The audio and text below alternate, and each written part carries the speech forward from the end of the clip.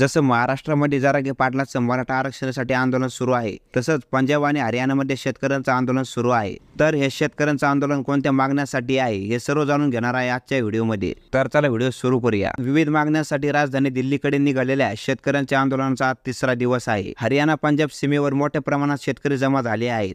या आंदोलनाच्या पार्श्वभूमीवर दिल्लीला लागून असलेल्या हरियाणा आणि यूपीच्या सीमेवर पोलिसांचा कडक बंदोबस्त आहे. शेतकऱ्यांना रोखण्यासाठी पोलिसांनी ठिकठिकाणी बॅरिकेड्स लावली आहेत. शेतकऱ्यांचे आंदोलन रोखण्यासाठी सरकारने अनेकदा चर्चा केली, पण ती निष्फळ ठरली आहे. दरम्यान गुरुवारी पहिल्यांदाच यूपीचे शेतकरी आंदोलनामध्ये सहभागी होण्यासाठी दिल्लीकडे निघाले. मात्र पोलिसांनी त्यांना वाटेतच अडवून बसमध्ये बसवले. हे शेतकरी गॅस सिलेंडर आणि रेशन घेऊन यूपी मधील गाझियाबादहून गाझीपूर सीमेवर पोहोचले होते. पोलिसांनी कायदेशीर कारवाईनंतर त्या शेतकऱ्यांना सोडून दिले. हरियाणातील सर्वात मोठी शेतकरी संघटना भारतीय किसान युनियन याने सुद्धा आंदोलनाला पाठिंबा देण्याची घोषणा केली आहे. मात्र ही संघटना शंभू सीमेपर्यंत मोर्चा काढणार नाही. संघटनेच्या वतीने 16 फेब्रुवारी रोजी हरियाणातील सर्व टोलनाके मोफत ठेवण्यात येणार असल्याचे सांगण्यात आले आहे. हरियाणामधील सर्व टोलनाके दुपारी 12 वाजल्यापासून 3 वाजेपर्यंत मोफत ठेवण्यात येणार आहे. 17 फेब्रुवारी रोजी जिल्हा मुख्यालयावर मोर्चा काढण्यात येणार आहे. 18 फेब्रुवारी रोजी कुरुक्षेत्र येथे बैठक घेऊन सर्व शेतकरी संघटनांना आंदोलनात सहभागी होण्याचे आवाहन करण्यात येणार आहे. चला जाणून घेऊया या शेतकऱ्यांच्या मुख्य मागण्या कोणत्या आहेत.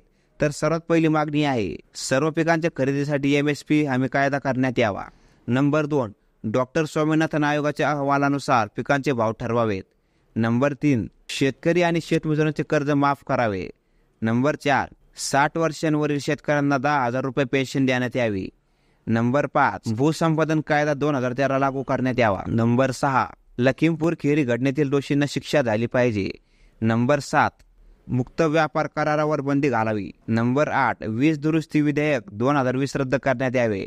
नंबर 9, मनरेगा अंतर्गत दरवर्षी 200 दिवसांचे काम आणि 700 रुपये मजुरी देण्यात यावी. नंबर 10, शेतकरी आंदोलनात शहीद झालेल्या शेतकऱ्यांच्या कुटुंबियांना भरपाई आणि सरकारी नोकरी द्याव्यात. नंबर 11, बनावट बियाणे, कीटकनाशके आणि खते विकणाऱ्या कंपन्यांवर कठोर कायदे करावेत.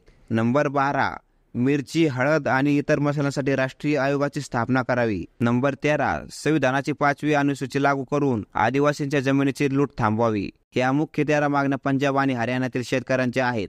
तर तुम्हाला काय वाटतं, या मागण्या सरकार मंजूर करेल या नाही आम्हाला कमेंट करून सांगा.